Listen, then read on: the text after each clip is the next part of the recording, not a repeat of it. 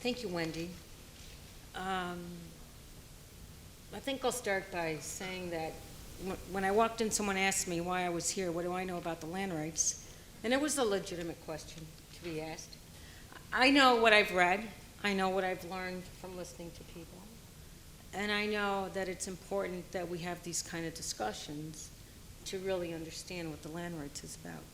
And no, I'm not an expert on much of anything, but I do believe that if I work really hard, I can make a difference. So, what ties us as residents of this community?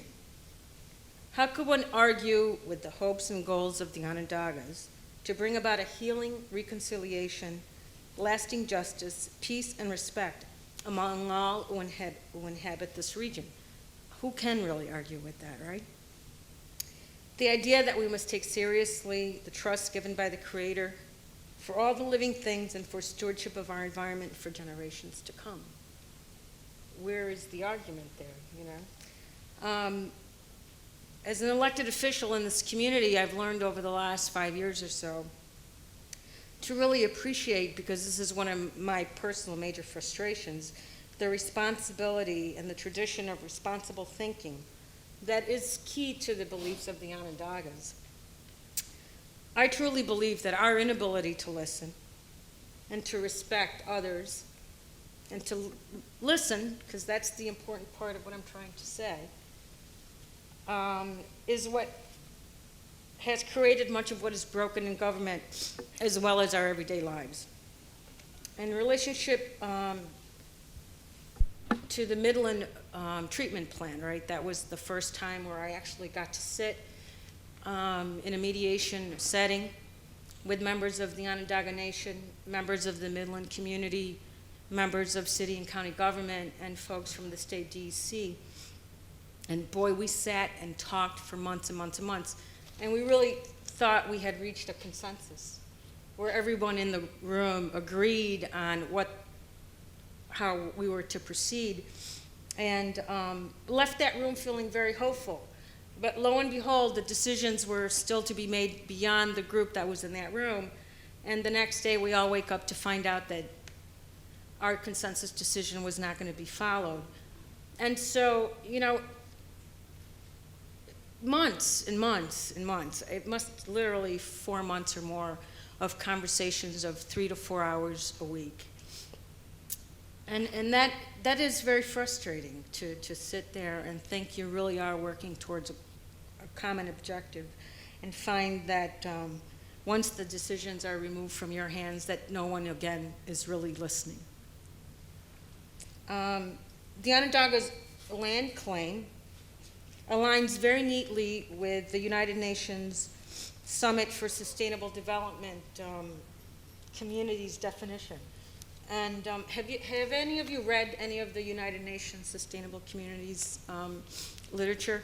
Well, as I was preparing for today, I realized that several chiefs of the Onondagas were really involved in the development of those discussions, but I haven't heard much about that as we talk about these issues. And I don't know, maybe I was just slow getting the light bulb to go on, but I found that a really neat connection.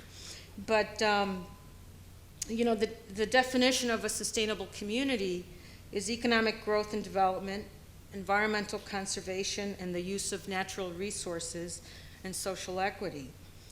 Creating a sustainable community really is what I see as part of what the land claim is talking about. And it's a conversation that is happening across our community, and so there's a nice blend here in terms of how to get there regarding the issues that are in the land claim.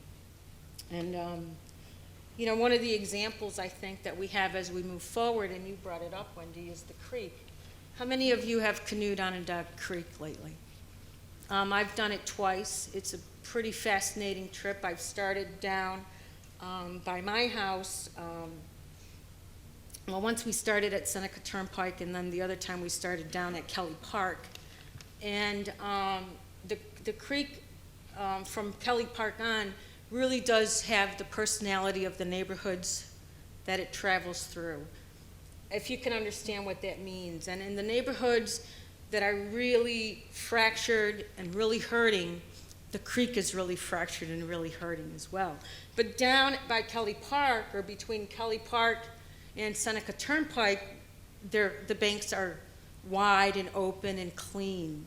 And the water just feels different, because the more you get to the city, the murkier that water gets, and the more stuff you find in there, pieces of automobiles and telephone booths and tires and whatever else. And so, as we clean the creek every year a little bit more, and more people are canoeing down the creek, but the creek to me is an example of an opportunity for all of us to work together once again in a consensus model to put the tenets of sustainable communities to play: economic development, social equity, environmental cleanup. So, it's an opportunity, and I hope that as we move forward, we take advantage of that opportunity. Thank you. I'll stop there.